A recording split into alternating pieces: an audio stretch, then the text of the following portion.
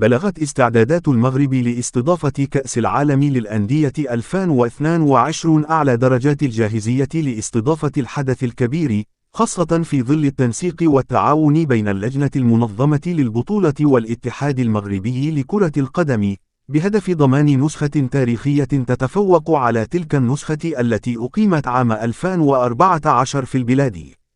مطارات وفنادق وجاهزية كبيرة يلمس الزائر هنا في المغرب، جدية كبيرة من المنظمين في تنظيم الحدث، إذ سكر البلد العربي كل إمكاناته لاستضافة الأندية المشاركة في الحدث وجماهيره، ووضع تحت تصرفهم المطارات والمرافق الرياضية والسياحية لتسهيل تنقل الجميع وعيش تجربة فريدة من نوعها.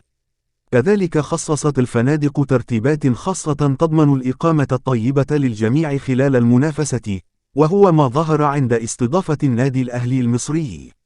وأوكلت اللجنة المنظمة مهمة الحفل الغنائي في مباراة الافتتاح إلى المنتج المغربي العالمي نادر بالخياط، الشهير باسم ريدوان، حيث اختار كلمات مغربية وإنجليزية في الأغنية الرسمية،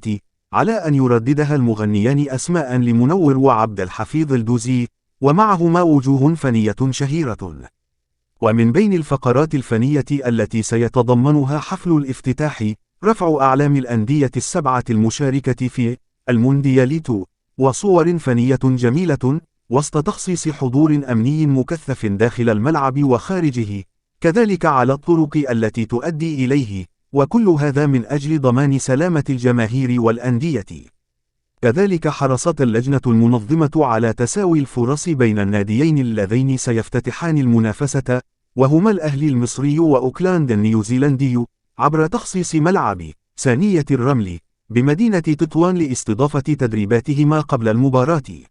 لا حديث هذه الأيام في شوارع المدن المغربية، وخاصة التي ستستضيف الحدث وهي الرباط وطنجة، إلا عن مباريات كأس العالم للأندية والتحضيرات لهذا الحدث التاريخي، فيما يترقب الجميع دخول ممثل المغرب وهو الوداد البيضاوي لخوض المنافسة عبر قمة عربية ضد نادي الهلال السعودي.